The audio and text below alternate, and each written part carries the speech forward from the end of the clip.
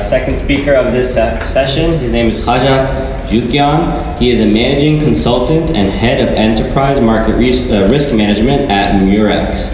He is former president of the Lebanese Armenian Heritage Club at American University of Beirut. Please welcome Khajag.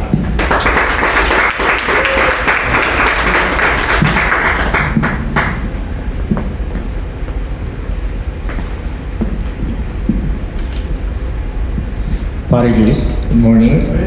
I'll start from where Charlie left off, which is thanking Sevan, Naira, and the organizers of this forum. Really great event. We need more of these. Very enjoyable. And like Saroyan said, when two Armenians meet, they create a new Armenia. And I think over the past 2 days, we created many Armenias. So thank you. So today, I'm not gonna wear my consulting hat and tell you what the ideas you shared with me yesterday, or be politically correct, or I'm not gonna wear my engineering hat and talk about numbers because I can get too nerdy too quickly. So I'll put my Armenian hat and talk to you as a fellow Armenian and share my experience. The reason I came to Nashville this weekend is not because I have an NGO or a startup to promote, nor because me and Sevan were best friends before Friday, although both of them I wish they were true. But I came here for 3 reasons. One is to support a fellow Armenian who's trying to do positive change in the community. Second is to build meaningful connections that we can leverage on to create opportunities for our community and nation in the future. And the third is to share my perspective, which is what I'm going to do in this talk. But before that, who am I? I was born in the heart of the Armenian diaspora in Beirut, Lebanon, in a very Armenian family. My mom was a school teacher for 25 years in an Armenian school. My dad is a professor, published multiple books on Artsakh conflict. And naturally, I was also a very active member in the community. I was the president of the Lebanese Armenian Heritage Club. We promoted our culture, we helped our students to achieve a better future. I studied engineering and I ended up in financial technology. I worked in Lebanon. I traveled across the world working on different projects in South Africa, Europe, Scandinavia, Central America, North America.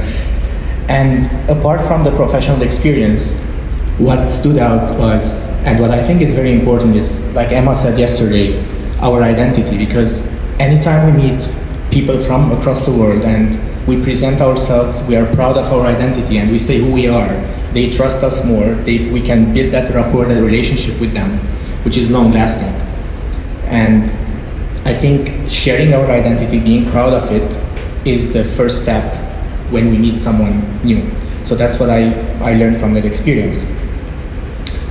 Fast forward a few years, financial crisis hit Lebanon. As you may know, most of the currency devaluated more than 90%. Our savings, investments, everything was wiped out. I moved to New York to start all over again. Weirdly enough, moving to a new place to start a new life, it didn't feel strange as an Armenian. It's maybe in our DNA. And maybe what Sevan is trying to do is also part of our DNA. I worked in New York for a few years with the top investment banks there, and then now recently I moved to DC working for World Bank. So that's about me.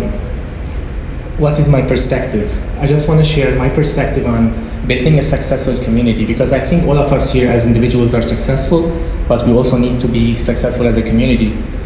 And the analogy I want to make here is I want to take our community and nation and treat it as a multinational company.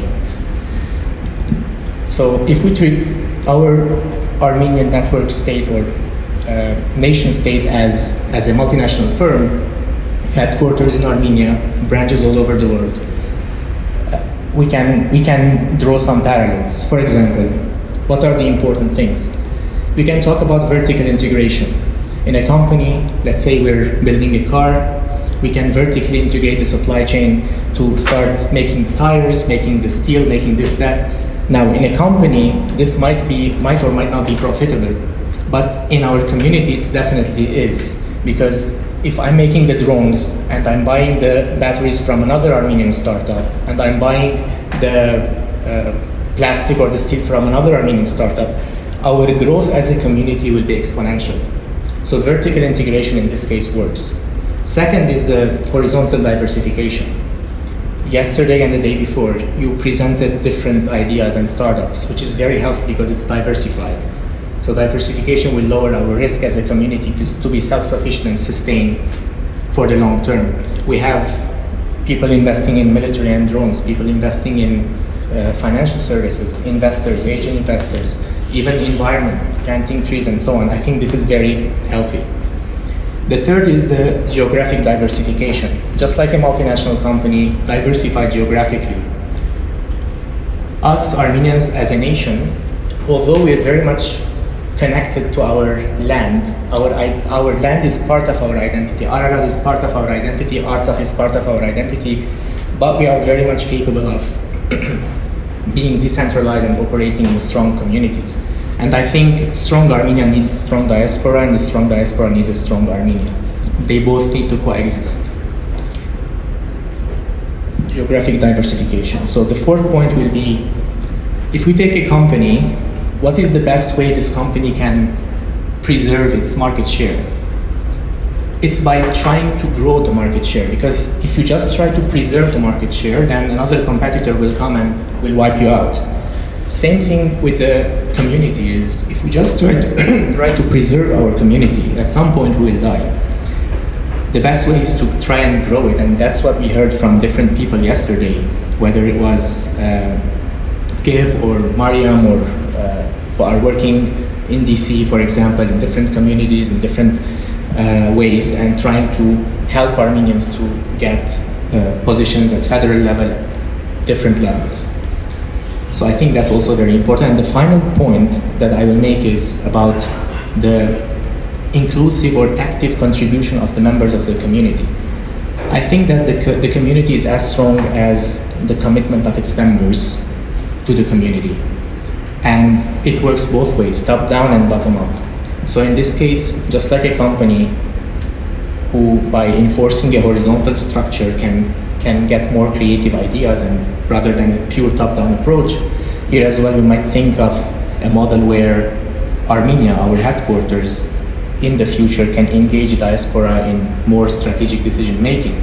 But also from bottom up, we can also think that we cannot be passive, we need to be active, and we need to contribute to our society, even with every small thing that we can do. I will conclude by saying that our thousands of years of history is not just inherited from our grandparents, it's also borrowed from our children. And that's where our responsibility comes. We are responsible to hand over a better Armenia, a better Armenian community to the generations to come. And if you look at our history, it's full of tragedies, but then after every tragedy we have stood up and fought back. So mathematically speaking, number of victories are at least equal or greater than the number of tragedies. So let's count the victories and not the tragedies, and thank you all.